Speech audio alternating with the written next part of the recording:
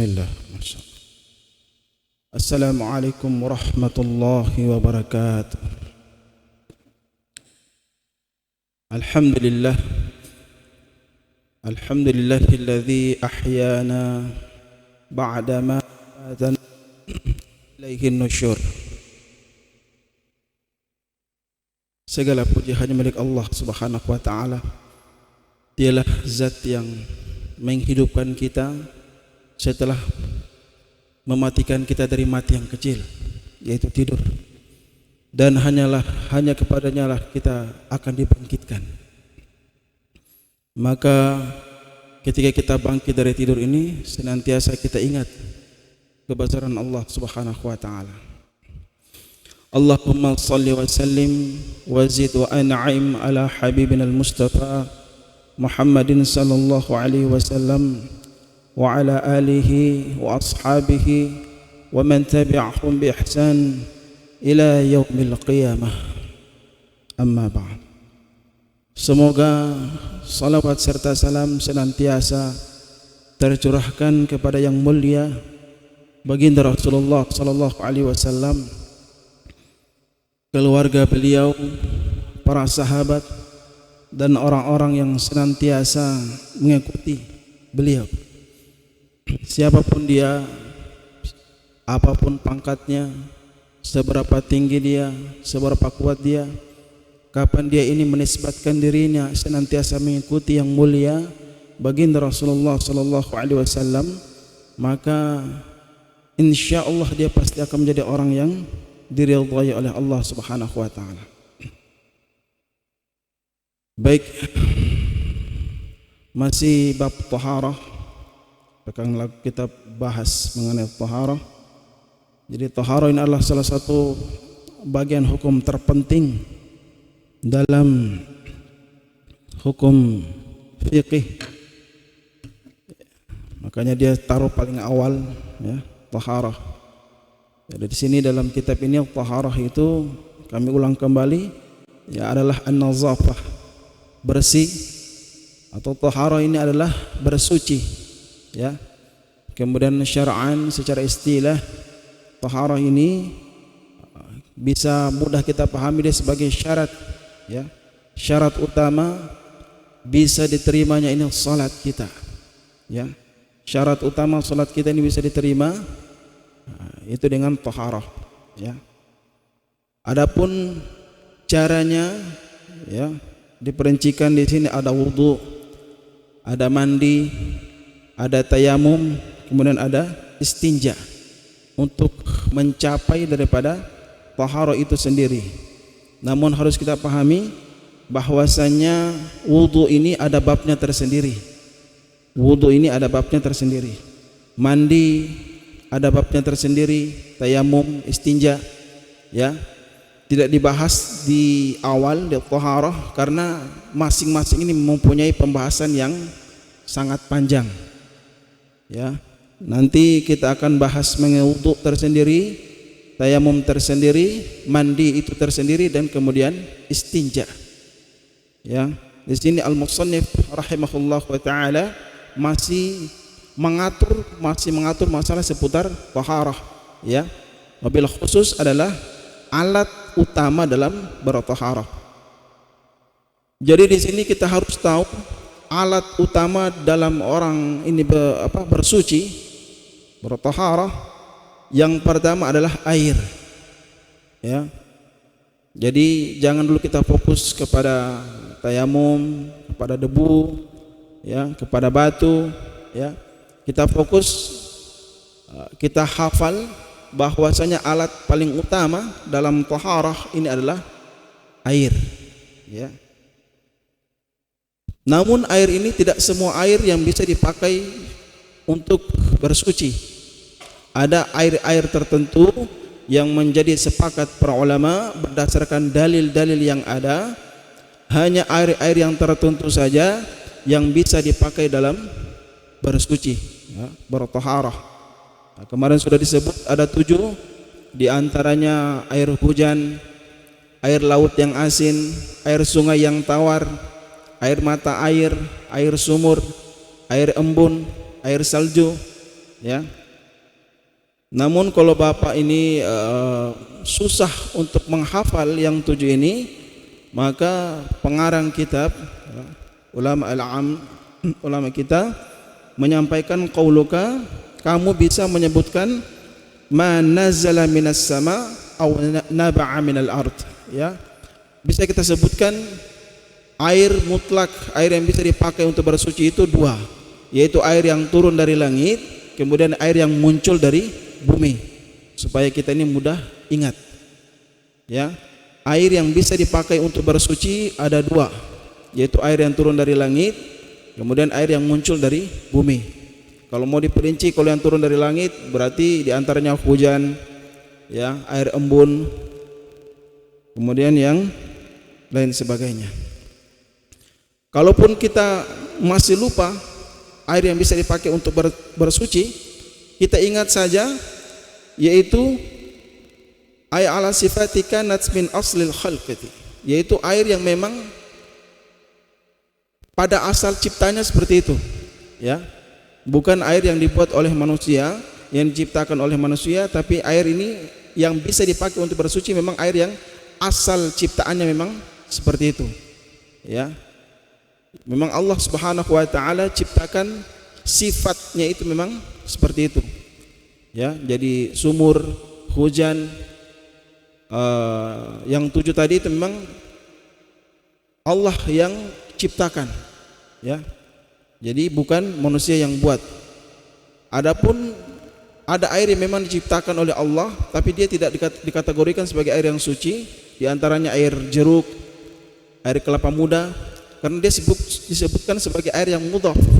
Mudhaf itu melekat 2 ciptaan di situ, kelapa dan air kelapa melekat jadi satu, ya. Jadi nanti ada pembahasan khusus mengenai air yang mudhaf, seperti air jeruk, air nanas mungkin, ya.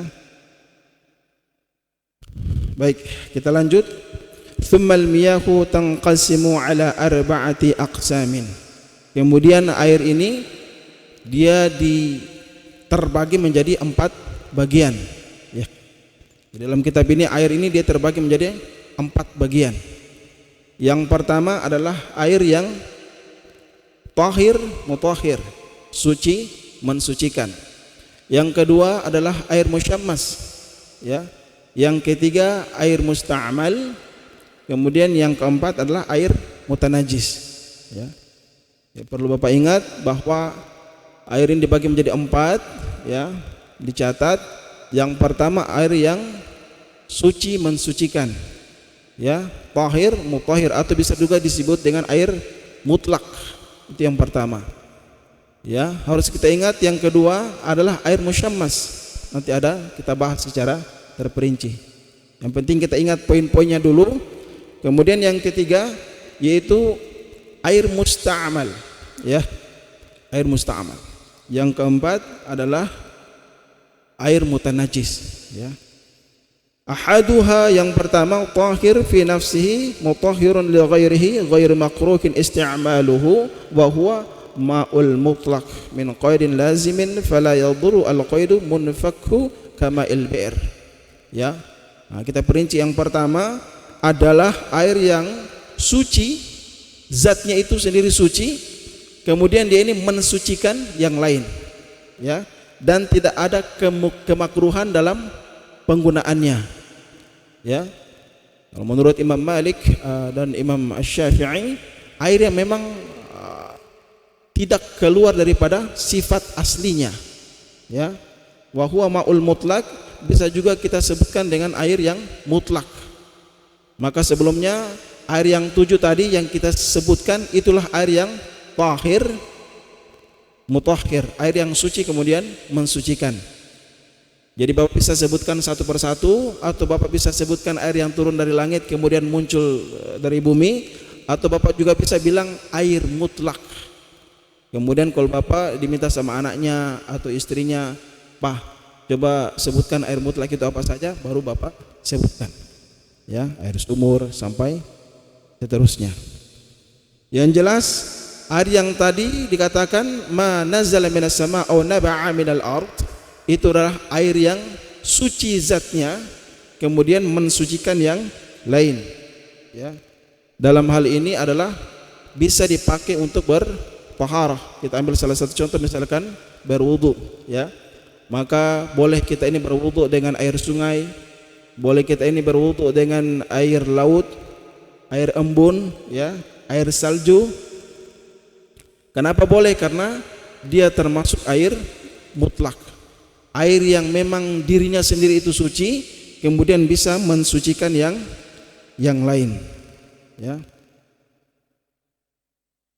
Bagaimana kalau dia terlepas pada sifatnya, bergabung dengan sifat yang sama, air sumur, kemudian dicampur dengan air laut, dicampur dengan air sungai, tetap masih dalam sifat yang sama, ya, masih dalam ruang lingkup air mutlak, disebutkan sebagai air yang mutlak, ya. Mau dia bercampur itu, tapi kalau masih dalam ruang air yang mutlak, maka tetap tahir, mutahhir. Misalkan Bapak punya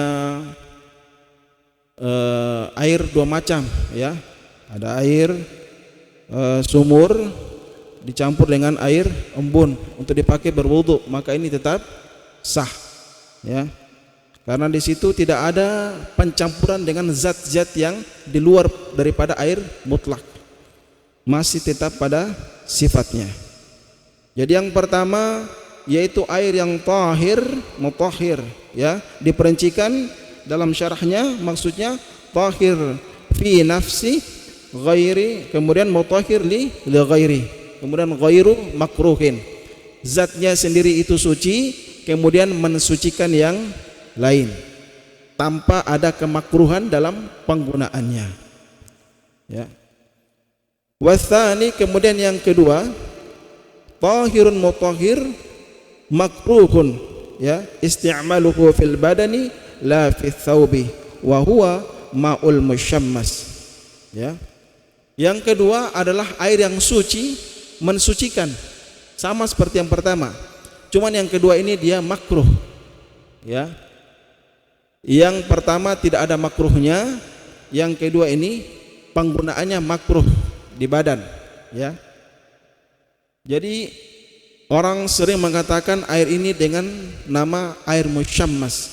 Apa itu air musyammas? Ai al musakhan bi ta'thiri asy-syamsi fihi wa inna ma yakrahu syar'an bi qatrin harin fi ina'i muntaba'in illa ina'in naqdain li safai jawharihima wa idza barada zalat al-karahatu, ya.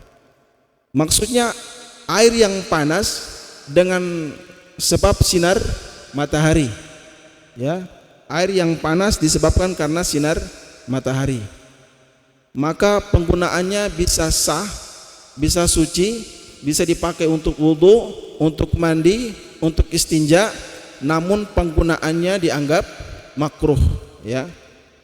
Cuman kayaknya di Indonesia tidak ada, karena syarat-syarat dalam musyammas itu dia itu berada di negeri yang panas, ya. Yang pertama, dia berada di negeri yang panas. Yang kedua, dia berada di wadah selain emas dan perak. Nanti emas dan perak itu ada pembahasan khusus, ya.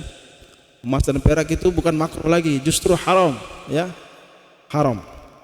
Nanti ada pembahasan mengenai itu, ya.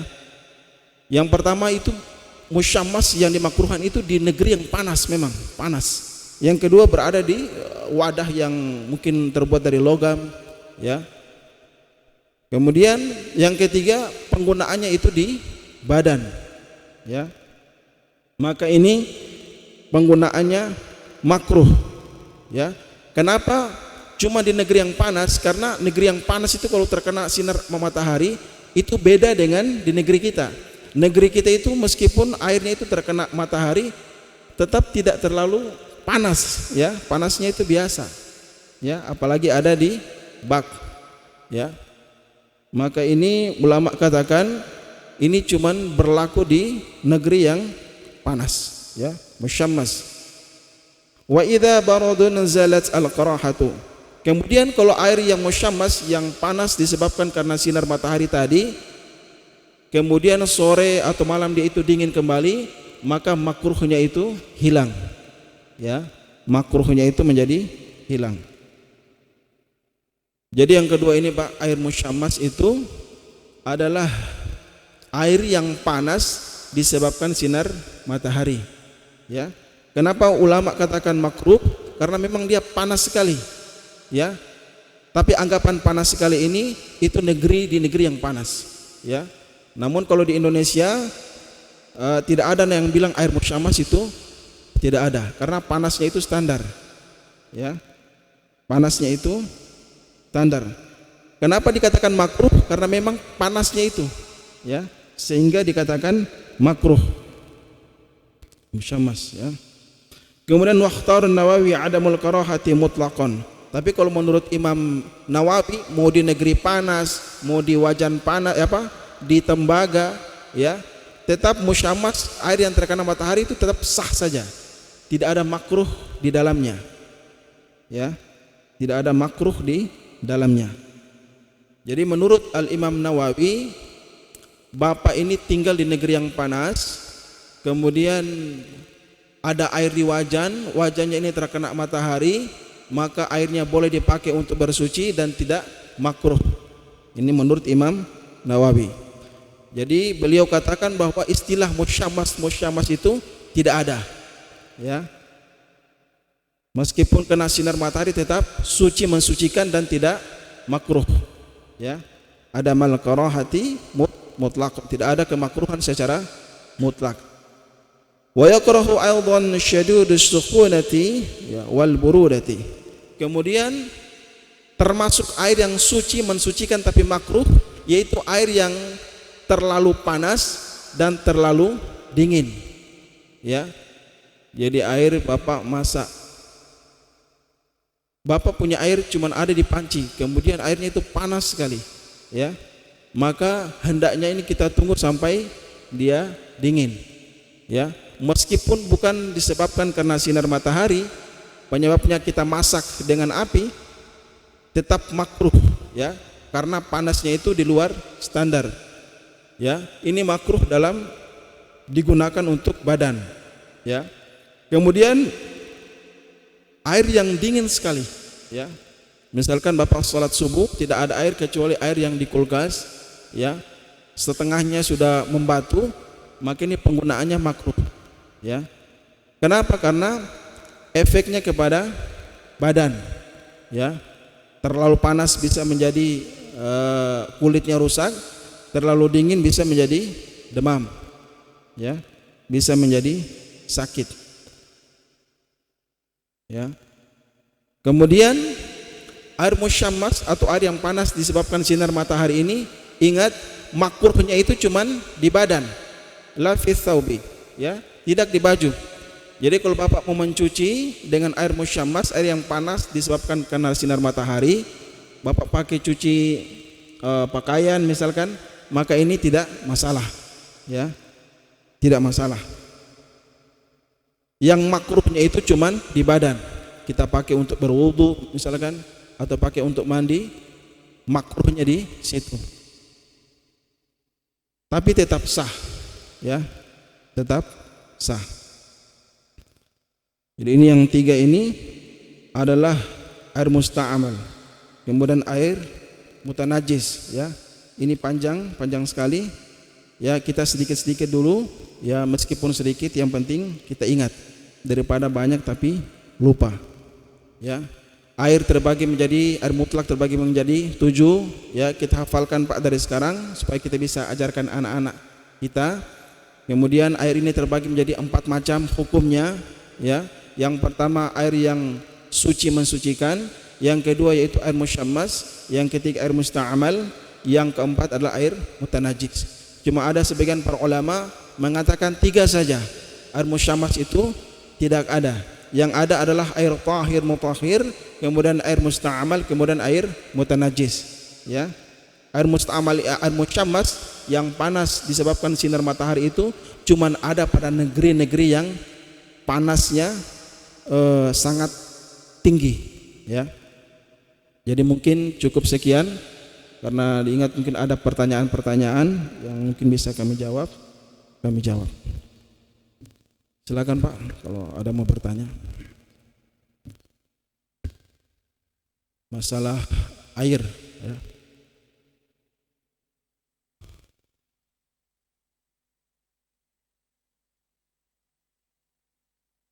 Silakan Pak.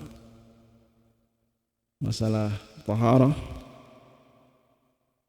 atau tidak ada? Oh, ada.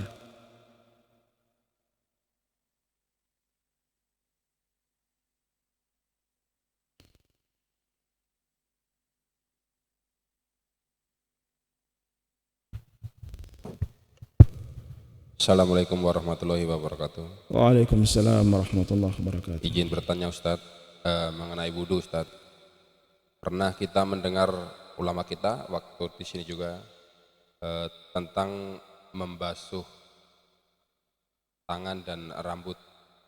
Yang biasa Ustadz sampaikan kan minggu yang lalu tentang membasuh rambut itu kan bisa 3 kali, mulai dari pangkal ujungnya saja juga bisa, atau pangkal ujung ke bawah, kemudian kembali, kemudian ke telinga. Kemudian yang saya tanyakan kemarin ada Ustadz yang didatangkan oleh PHBI juga di sini, bahkan dia sudah melakukan penelitian tentang wudhu. Dia mengatakan bahwa rambut itu cukup 1 kali diusap dari pangkal depan ke bawah, kemudian masuk ke telinga. Itu dia melakukan penelitian seperti itu. Untuk itu maka kita minta penjelasannya, mungkin bisa 3 kali atau 1 kali sudah cukup begitu, karena kemarin kita sempat dengar seperti itu, jadi kita minta kejelasannya. Terima kasih. Assalamualaikum warahmatullahi wabarakatuh. Waalaikumsalam warahmatullahi wabarakatuh. Jadi 1 kali atau 3 kali, ya. Jadi memang bagus Pak kalau berwudu, pecinya dilepas, ya, disempurnakan. Sini ujung ke belakang, kemudian balik, kemudian langsung plus singgahkan ke telinga, ya. 1 kali itu Pak yang wajib, ya, wajibnya 1 kali, ya. Adapun 3 kali itu adalah sunnah, ya, menyela-nyela jari. Jadi termasuk kesunahan di dalam berwudu adalah menigakalikan basuhan, ya, termasuk mengusap daripada rambut. Cuman ada kondisi yang apabila kita usap 3 kali justru makruh, yaitu pada kondisi tempat wudunya 1, jamaahnya banyak, ya. Misalkan sudah qomat, atau ya sudah qomat, antri di belakang panjang, maka cukup yang wajib saja, cukup 1 kali, tangan 1 kali, wajah 1 kali, tangan 1 kali, rambut juga 1 kali. Jadi pertanyaannya apakah 1 kali atau 3 kali? 1 kali yang wajib, ya. Cukup batas sahnya itu cuma 1 kali. Kita bahas 1 kali sah, ya.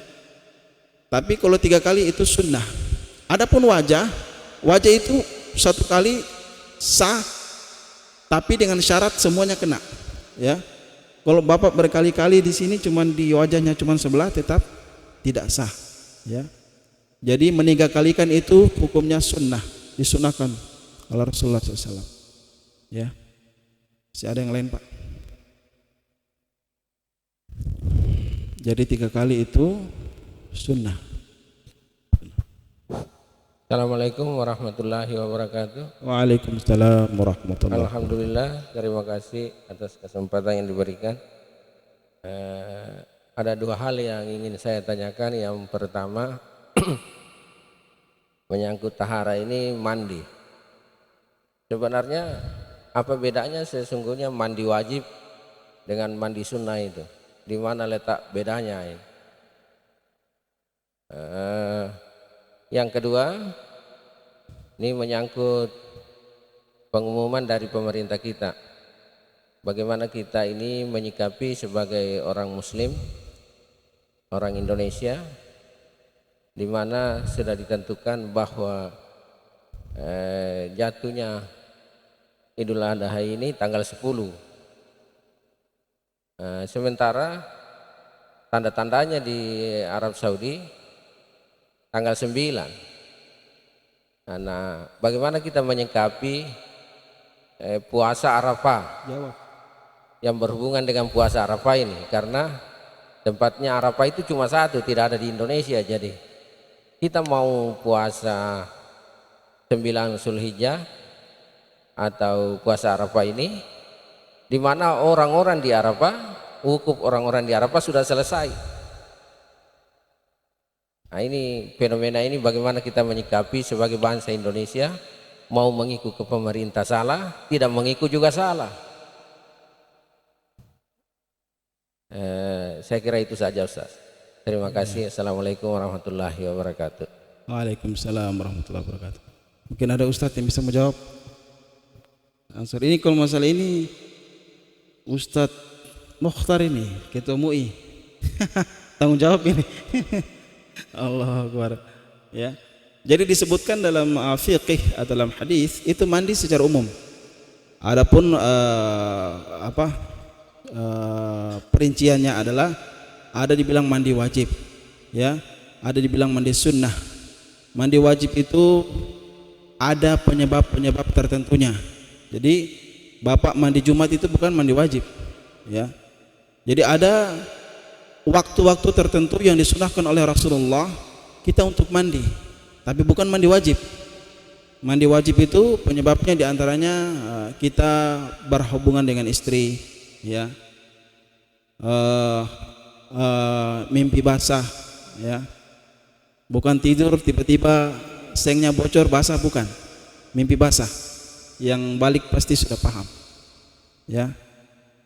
Kemudian kalau mandi sunnah, ya, mandi yang sunnah itu memang ada beberapa.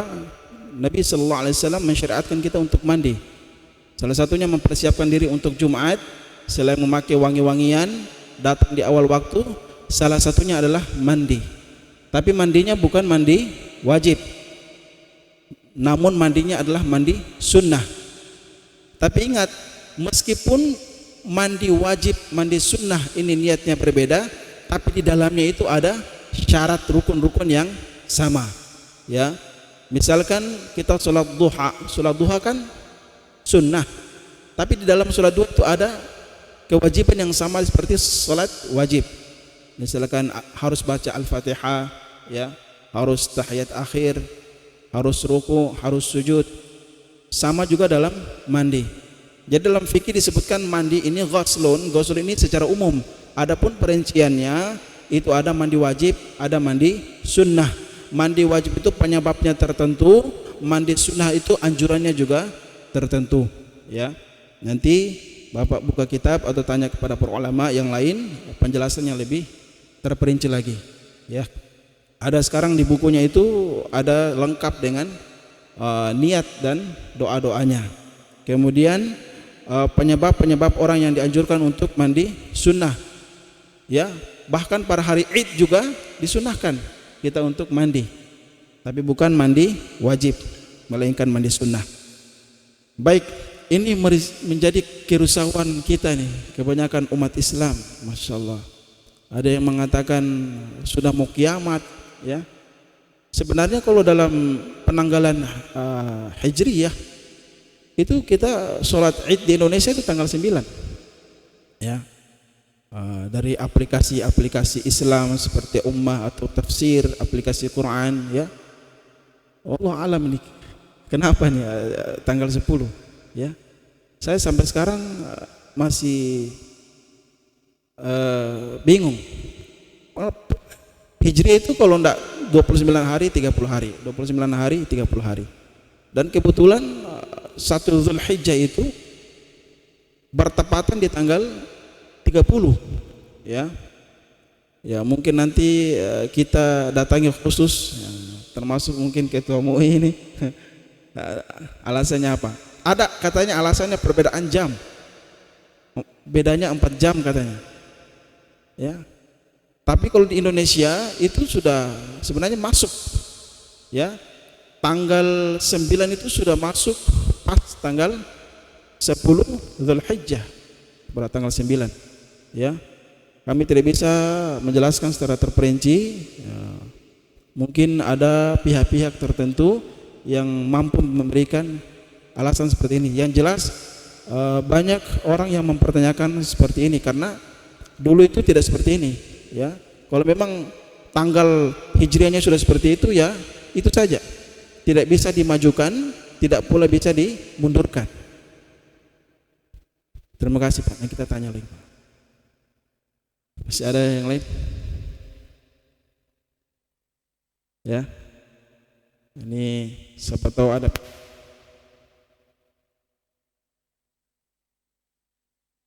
Assalamualaikum warahmatullahi wabarakatuh. Waalaikumsalam warahmatullahi wabarakatuh. Ya, sedikit tambahan saja. Kenapa ada alasan perbedaan kita dengan Arab Saudi berhubungan dengan Idul Adha? Sebenarnya ini sudah pernah terjadi juga di zaman sahabat. Kalau kita pernah baca hadis yang diriwayatkan oleh Quraib, ya, itu pernah sahabat Quraib ini diutus ke Yaman, kemudian melihat di sana melihat hilal, ya, melihat hilal di Syam itu dengan Madinah itu dekat saja, tidak terlalu jauh. Alasan kenapa kita bisa berbeda, alasannya perbedaan matla atau batas wilayah. Batas wilayah bisa membedakan kenapa ada waktu itu hari Jumat, dia bilang kami di Syam melihat hilal di hari Jumat. Maka Umar bertanya, betul kamu lihat? Ya betul. Dan seluruh orang-orang di Syam puasa pada hari Jumat itu. Sedangkan mereka katakan kami di Madinah melihatnya hari Sabtu, maka kami puasa hari Sabtu. Ini pernah terjadi di zaman sahabat dan ini tidak dipermasalahkan. Dalam mazhab Syafi'i dibolehkan. Dalam mazhab Syafi'i dibolehkan. Tapi kalau dalam mazhab lain Maliki, Hambali, dia tetap harus tidak ada namanya istilah perbedaan matla, batas wilayah. Setiap pokoknya kita semua ini satu matla, satu saja, semua. Misalnya Arab Saudi sudah melihat bulan, nah sudah boleh. Ini kan masalah hitungan hijriah, ini kan masalah melihat hilal, ya, melihat hilal, melihat bulan. Ketika di satu wilayah melihat dan wilayah lain tidak melihat, dalam mazhab Syafi'i membolehkan wilayah tersebut yang tidak melihat tidak usah ikut berpuasa, misalnya ini dalam bab puasa. Dan ini menjadi penyebab kenapa berbeda, kenapa alasan pemerintah kita, karena mereka menggunakan metode ru'yat, ya, melihat ru'yatul hilal atau melihat bulan.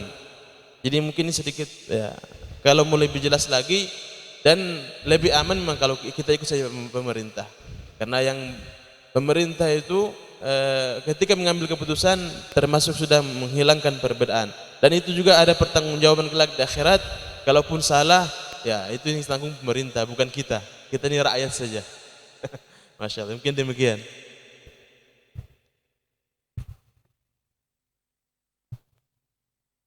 Izin. Assalamualaikum warahmatullahi wabarakatuh. Mohon maaf, saya lagi baru selesai operasi mata, Ustaz. Jadi saya harus ini. Saya sambung menyangkut pelaksanaan sholat Idul Adha. Sehubungan dengan organisasi Islam, salah satu organisasi Islam sudah mengumumkan dari jauh-jauh hari bahwa hari raya Idul Adha itu jatuh pada tanggal 9 Juli. Namun pemerintah, dalam hal ini Kementerian Agama Republik Indonesia, baru-baru ini pada tanggal 1 Zulhijjah setelah diadakan sidang isbat dari Kementerian Agama, mereka mengumumkan secara resmi bahwa pemerintah memutuskan pelaksanaan salat Idul Adha jatuh pada hari Ahad tanggal 10 Zulhijjah. Berarti ini ada perbedaan. Jadi dalam hal ini memang sangat dilematis. Tapi marilah kita melaksanakan salat Id, ya, sesuai dengan keyakinan kita saja masing-masing. Yang mau melaksanakan hari Sabtu silakan, yang mau melaksanakan hari Ahad saya kira tidak masalah karena itu adalah keputusan pemerintah. Nah, kita ini harus taat juga kepada ulil amri. Di samping ya utiullah wa utiur rasul wa ulil amri minkum. Nah, namun karena kemajuan teknologi ya memang organisasi yang memutuskan bahwa itu tanggal 9 itu juga tidak bisa disalahkan. Jadi kalau prinsip saya, marilah kita ikuti mana yang kita yakini. Demikian saya kira, Ustaz. Terima kasih. Assalamualaikum warahmatullahi wabarakatuh.